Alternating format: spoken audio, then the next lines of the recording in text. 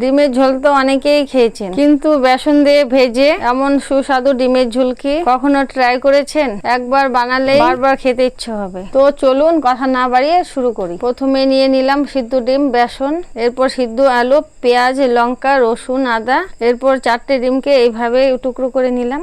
এরপর মশলার জন্য পেস্ট করে নিব। দেখুন মশলা পেস্ট হয়ে গেছে। এরপর বেসন, হলুদ, লবণ, জল গুলিয়ে ব্যাটারটা বানিয়ে নিচ্ছি। বেসনের ব্যাটারটা ডিমের মধ্যে এইভাবে লাগিয়ে নিচ্ছি। এরপর গরম তেলে ডিমগুলোকে ছেড়ে ভেজে নিব। কিছুক্ষণ ভেজে ডিমগুলোকে উল্টে দিব।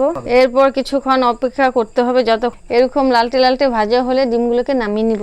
দেখুন কি সুন্দর ভাজা হয়ে গেছে। এরপর গরম তেলে জিরে, শুকনো লঙ্কা, এলাচ, পেঁয়াজ, রসুন ছেড়ে ভেজে নিব। এরপর পেস্ট করা মশলাগুলো দিয়ে দিব। তারপর হলুদ, লবণ দিয়ে দিব। কিছুক্ষণ নাড়াচাড়া করে নিব। এরপর সিদ্ধ করা আলুর টুকরোগুলো ছেড়ে দিলাম। এরপর জল দিয়ে কিছুক্ষণ ফুটিয়ে নিব। তারপর বেসনে ভাজা ডিমগুলো এইভাবে ছেড়ে দিব। আর কিছুক্ষণ নাড়াচাড়া করে 5 মিনিট ফুটিয়ে নিব। এখন রান্না হয়ে গেছে, ডিমের ঝোল নামিয়ে নিব। দেখুন কি সুন্দর কালার হয়েছে। আপনারা বাড়িতে একবার ট্রাই করতে পারেন। ভিডিওটি ভালো লেগে থাকলে লাইক, ফলো করে পাশে। সবাই ভালো থাকবেন, সুস্থ থাকবেন।